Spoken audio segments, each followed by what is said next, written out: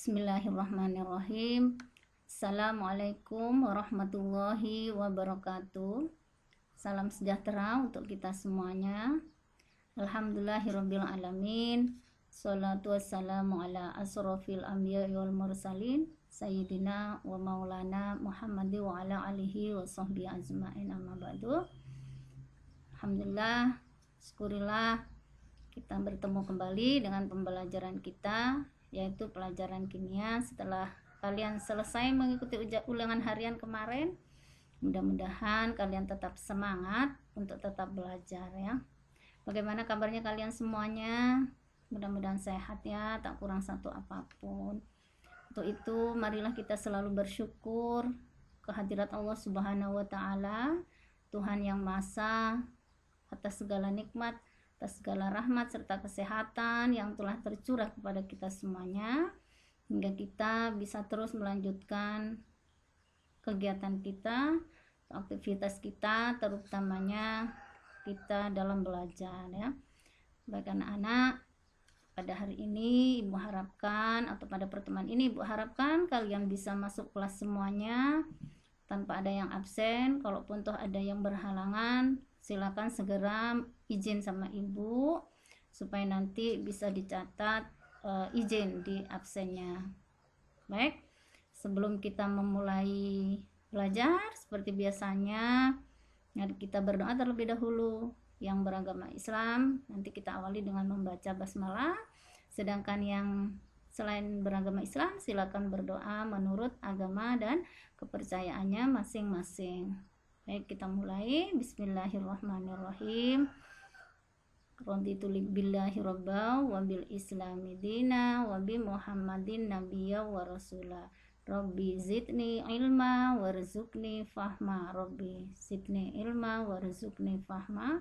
Rabbi srohli sodri wa yassirli amri wahlul 'uqdatam min lisani yafqahu qawli.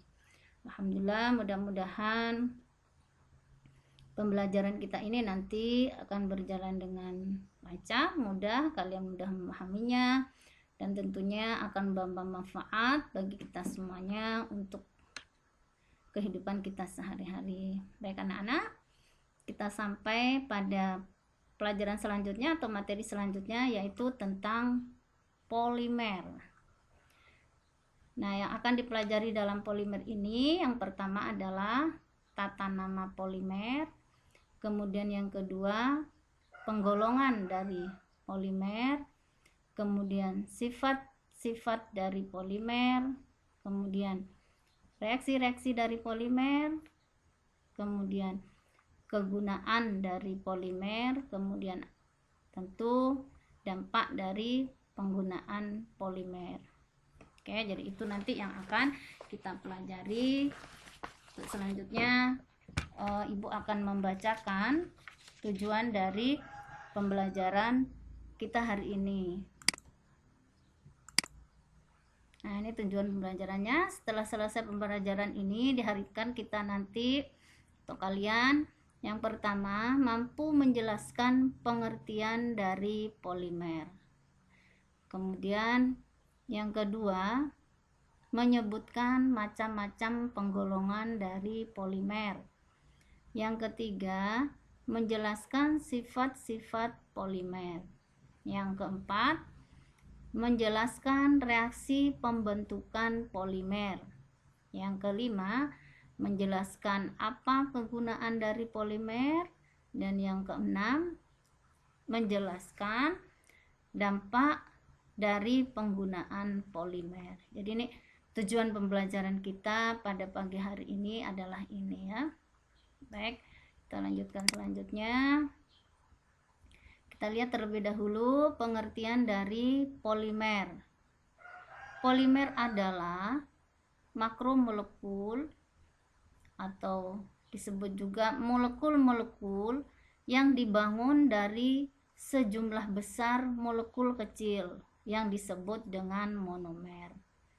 Polimer biasanya terdiri lebih dari 5 monomer atau 5 satuan pembentuknya. Polimer berasal dari kata poli yang artinya banyak dan meros yang artinya bagian. Jadi polimer disusun dari rangkaian monomer monomer. Jadi itu definisi daripada polimer.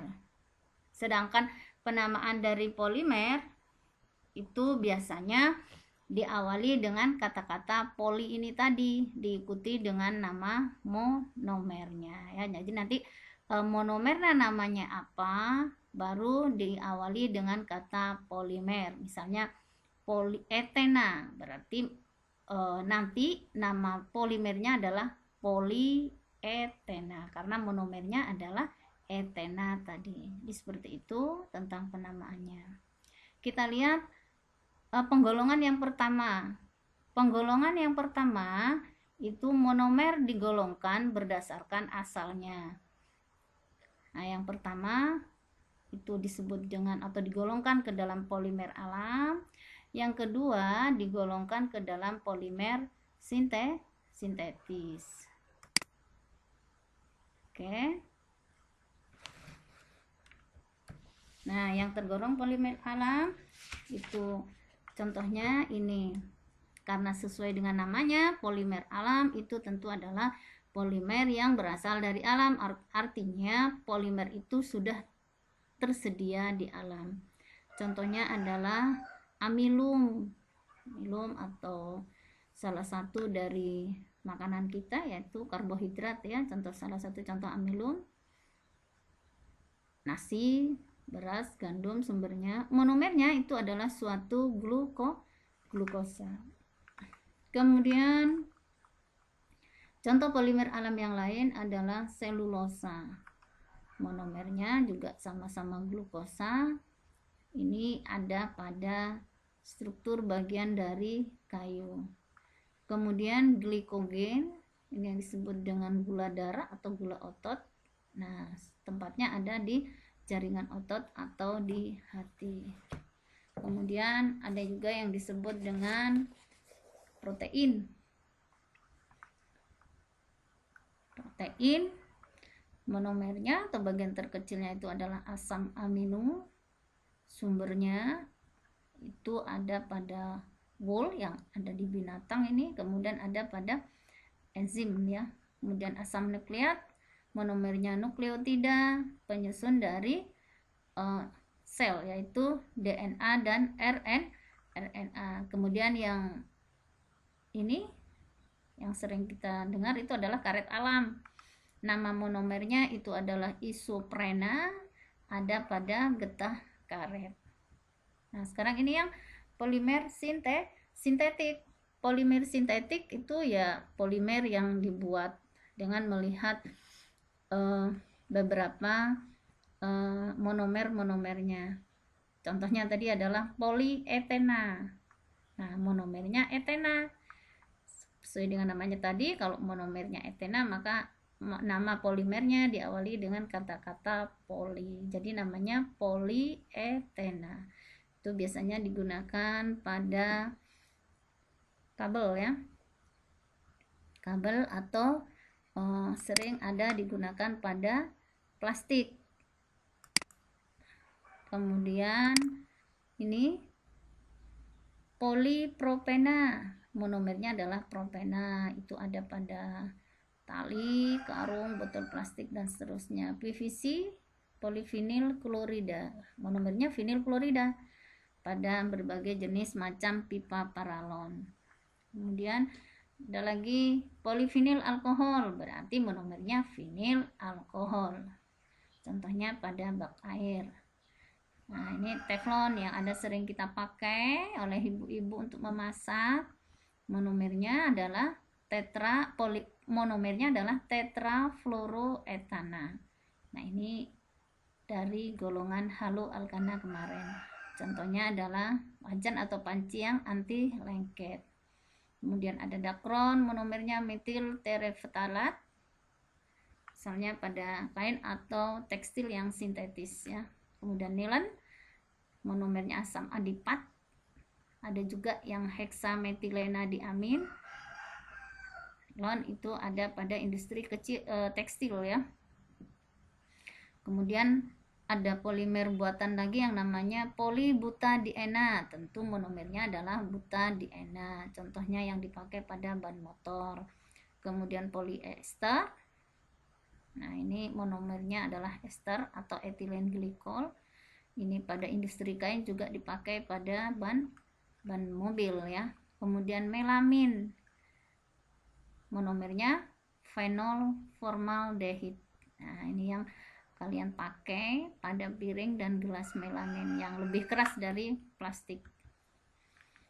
Oke, sekarang polimer kalau dilihat dari jenis monomernya.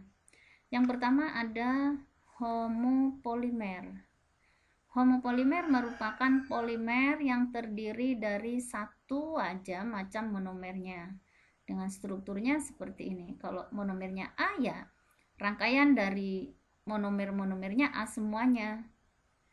Nah, ini yang terjadi pada polimer polivinil klorida atau vinil klorida ya. Jadi seperti ini.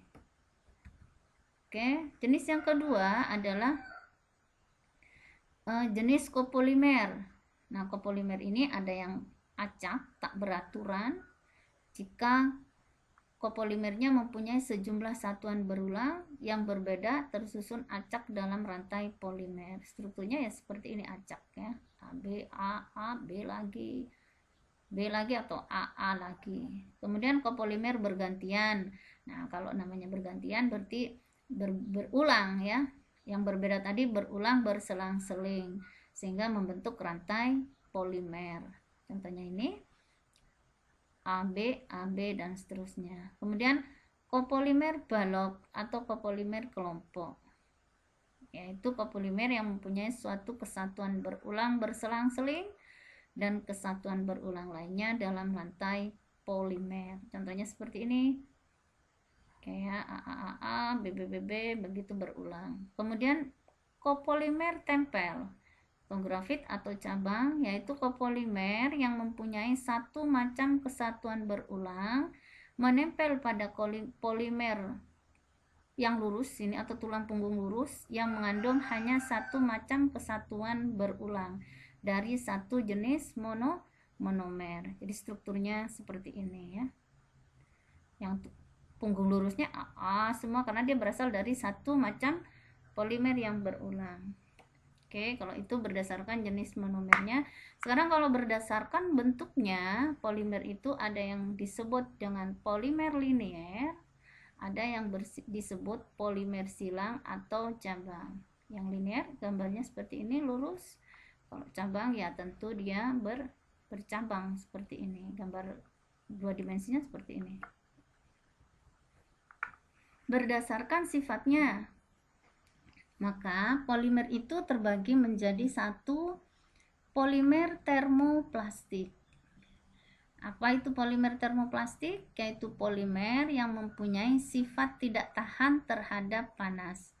Artinya kalau polimer ini dipanaskan maka akan menjadi lunak dan ketika didinginkan dia akan mengeras kembali. Proses tersebut akan berulang berkali sehingga dapat dibentuk ulang dalam berbagai bentuk melalui cetakan yang berbeda untuk mendapatkan produk-produk yang baru. Mungkin seperti plastik pada ember itu kan sering pemulung-pemulung itu mencari, nah untuk apa? Nah itu nanti akan didaur ulang untuk dibentuk bentuk yang berproduk yang bentuknya berbeda lagi. Nah, apa sifat-sifat dari polimer termoplastik? Yang pertama, berat molekulnya kecil. Tadi tidak tahan terhadap panas, kalau dipanaskan menjadi lunak, tetapi jika dinginkan akan mengeras kembali. Mudah direnggangkan, fleksibel, titik lelehnya rendah, dapat didaur ulang. Mudah larut dalam pelarut yang sesuai ya. Kemudian memiliki struktur molekul linear atau bercabang. Jadi ada yang linear, ada juga yang bercabang ya. Oke. Nah, kemudian setelah polimer plastik, yang kedua berdasarkan sifatnya ada yang disebut dengan polimer termoset. Polimer termoset adalah polimer yang mempunyai sifat tahan terhadap panas. Kalau dipanaskan, ia tidak meleleh, sehingga dia tidak dapat dibentuk ulang. Susunan polimer ini bersifat permanen pada bentuk cetak pertama kali atau pada saat pembuatannya. Bila pecah, maka tidak dapat disambung atau tidak dapat diperbaiki kembali ya. Jadi ini contohnya. Nah, sifat-sifat dari polimer termostat. Sifat polimer termoset atau thermosetting itu yang pertama keras dan kaku atau tidak fleksibel. Jika dipanaskan akan mengeras. Nah, kalau tadi jika dipanaskan meleleh, tetapi ketika didinginkan kembali dia akan mengeras. Tapi untuk jenis polimer termoset ini jika dipanaskan akan lebih mengeras. Tidak dapat dibentuk ulang atau didaur ulang, tidak larut dalam pelarut apapun, jika dipanaskan akan meleleh, tahan terhadap asam, mempunyai ikatan silang antar rantai molekulnya. Oke, sekarang polimer berdasarkan kegunaannya. Yang pertama ada yang disebut dengan polimer serat, yaitu dimanfaatkan sebagai serat misalnya untuk bahan kain dan benang. Contohnya tadi ya, polyester, nilon, dan dakron. Biasanya ini digunakan dalam industri tekstil. Kemudian yang kedua, digunakan sebagai plastik. Itu dimanfaatkan sebagai plastik. Contohnya adalah bakelit, polietilena, PVC, polivinil stirena, dan polivinil propilena. Sekarang setelah pengelompokannya, kita lanjut pada reaksi polimerisasi. Ada dua proses terbentuknya polimer ini. Yang pertama dibentuk melalui polimerisasi adisi. Kemudian yang kedua dibentuk melalui polimerisasi kondensasi. Kita lihat polimerisasi adisi. Nah, karena adisi berarti nanti akan terjadi pemutusan ikatan rangkap. Monomernya misalnya etilen. Jadi etilen dengan etilen atau polietilen itu terjadi dari monomer etilen yang terangkai melalui reaksi adisi. Jadi seperti ini, setelah terjadi polimer maka ikatan rangkapnya akan putus. Jadi kalau digambarkan melalui molekulnya itu seperti ini. Nah, tahap-tahapannya yang pertama itu adalah tahap inisiasi, pembentukan pusat-pusat aktif ya. Kemudian yang kedua tahap propagasi, yaitu tahap pembentukan rantai lewat adisi ya. Lewat adisi monomer secara kontinu. Jadi tahap yang ini ya, monomer berlebihnya.